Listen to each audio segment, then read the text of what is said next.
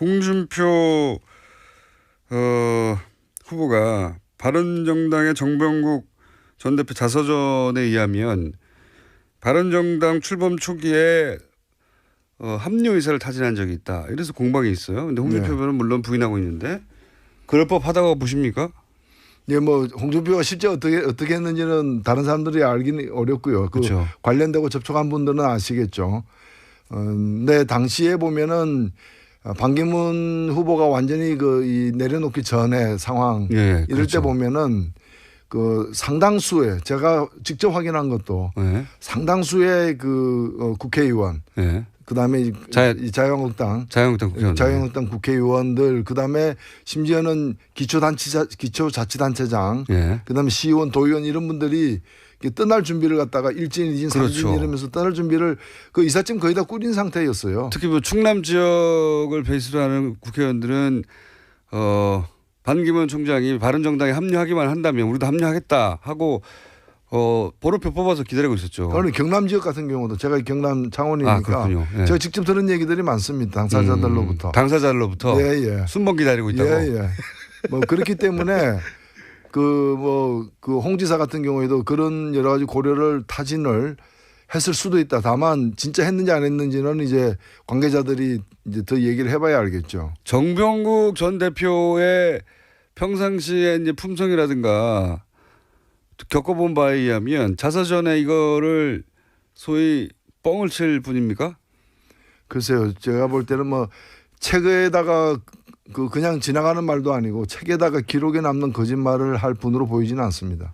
저도 통상 주변에서도 그런 얘기를 하는데 물론 이런 수도 있습니다. 같은 말을 서로 달리 해석했다. 요게 나머지 남아있는 한 가지 가능성이죠. 근데 이제 그 책 내용도 측근을 통해서 알아봤다라는 것이기 때문에 측근을 통해서. 그러니까 홍 지사 입장에서는 그건 측근이 한 일이다. 나는 모른다. 최악의 경우에는 그렇죠. 측근이 한 일이고 나는 모른다. 나는 측근이 아니다. 뭐 그런 거겠죠. 나는 측근이 아니다. 아무 다른 말인데 빵 터졌습니다. 그렇죠. 나는 측근이 아니죠. 나는 측근이 아니다. 이거 어떻게 보세요? 어제 한승희 국세청장 후보자 인사청문회에서 그런 얘기가 나왔어요. 송영길 의원, 박영선 의원을 통해서 아직은 국세청이 공식적으로 확인해 주지 않고 있는데 역외 탈세 5천억 이거 들어보셨습니까? 예, 지금 그런 보도가 되는 건 봤습니다. 요거 상당히 중요한 사건 아닙니까? 그렇죠. 사실은 무궁무진한 아직까지 이제 제대로 탐사도 못 해본 그런 앞으로 조사, 수사 여러 가지 이런 것들이 필요한 대목이라고 봅니다. 어제 나온 질문의 내용만으로 보자면 질의의 내용만으로 보자면 역외 탈세를 자진 신고하면 문제 삼지 않는다 정도의 일이 있었고 그 과정에서 삼성 쪽에서 5천억 정도를 역외 탈세했던 것을 신고했고 뭐 이런 이야기거든요. 그런 사실이 있습니까? 했는데 이제 제대로 답변이 안 되고 넘어갔는데 만약에 그런 사실이 있었다고 치면 그럼 비자금을 합법화해 주는 창구로 국세청을 쓴 거 아닙니까? 이게 국세청 단독으로 해줄 수 있는 사안입니까? 그렇죠. 사실 비자금 전체를 다 그런 방법으로 세탁하지는 못할 거예요. 왜냐하면 그것도 신고하면은 이제 면제 준다고 얘기는 했지만 신고 안 해서 너무 커버리면은 그게 또 이제 큰 문제가 되죠. 국세청이 스스로 감당하고 넘어갈 문제가 아니게 되는 거죠. 그 정도 액수면은 그래서 이제 의혹 제기의 밑바탕에는 당시는 이제 최순실 정유라 지원 건으로 삼성과 그 청와대 간에 딜이 있었던 거 아니냐. 자, 정유라 이런 식으로 지원해주면 우리가 예를 들어서 합병에 대해서 눈 감아주거나 도와주거나 혹은 기타 민원 사항이 있으면 해결해주고 이런 딜 속의 일부였던 게 아니냐 하는 게 의혹의 정체인 것 같아요. 삼성에서 국민연금 합병 문제, 국민연금 관련 주식 합병 문제라거나 삼성중공업 문제라거나 아니면 SK에서 그 동생을 꺼내는 문제라거나 여러 가지 또는 이제 면세점 문제라거나 여러 가지 기업들의 그 민원, 정말 치명적인 그런 민원을 갖다가 해결하는 대가로다가 금전적 지원을 갖다가 본질적으로는 뇌물이지만 그걸 가지고 어떤 지원을 갖다가 받았던 그런 정황들이 많이 확인됐지 않았습니까? 그렇기 때문에 이것도 그럴 가능성이 충분히 있는 거죠. 그렇죠. 그러면 연장선상에서 나와야 될 얘기인데 이 삼성 관련 뉴스들은요. 보도가 잘 안 돼요. 그게 신기하죠. 예. 예, 뭐 보도되는 그 통로에 이제 그쪽 삼성에서 많이 이렇게 작용을 하고 있다고 봐야죠. 게이트키퍼가 따로 있는 건지 잘 안 되고 잘 안 됩니다 보면 사실 요런 건들은.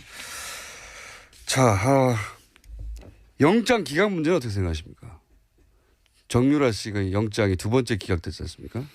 예, 뭐 지금 3번째 영장을 청구할 가능성이 있고요. 예. 왜냐면은 그 마을 세탁과 관련해 가지고 예.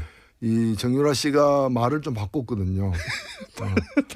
말을 바꿔서 예, 별건 따진 말인데 이렇게 막 터지는 말을 바꿨죠. 그래서 말 바꾸는 것에 관해서 말을 바꿨죠. 예, 그렇죠. 그래서 결국 이제 그 말이 이제 삼성이 뇌물로 제공한 거다라는 그 특검의 주장에 대해서 그동안에 삼성은 그렇지 않다라고 부인해 왔는데 네. 이것이 이제 그 뇌물로 규정할 수 있는 어떤 정황을 갖다가 정유라 씨가 얘기를 했어요.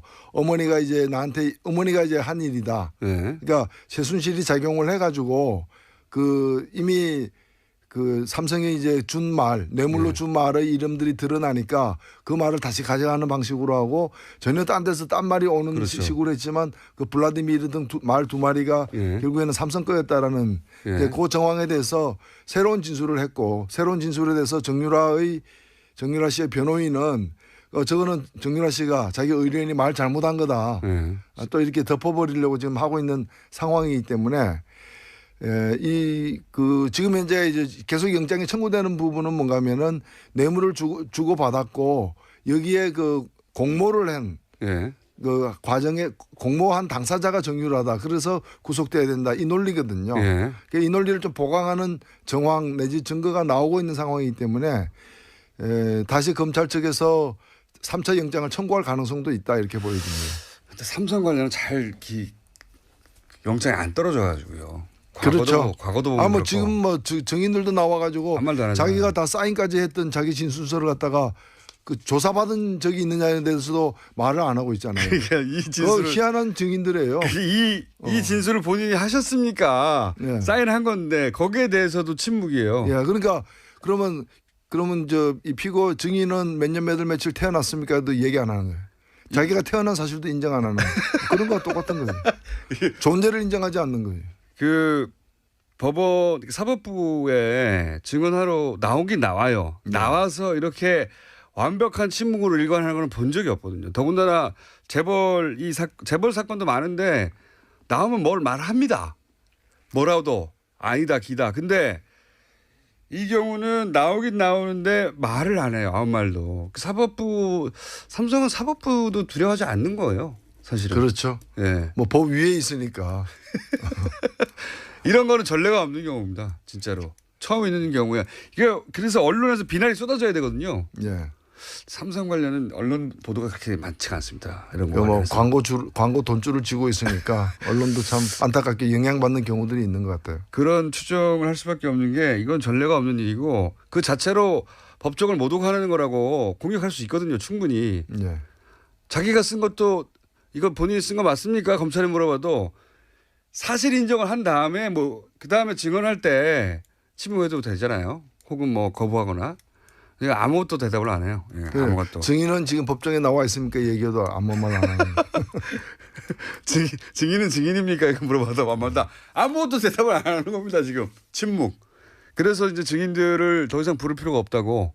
결국에는 이런 대응이 이걸 통해 가지고 이 관련된 사실들을 이제 제일 중요한 게 이제 뇌물이죠. 형량에 직접적인 영향을 미치니까 이걸 통해서 이재용 씨를 보호하려는 그렇죠. 그런 이제 무리수를 두고 있는 상황이죠.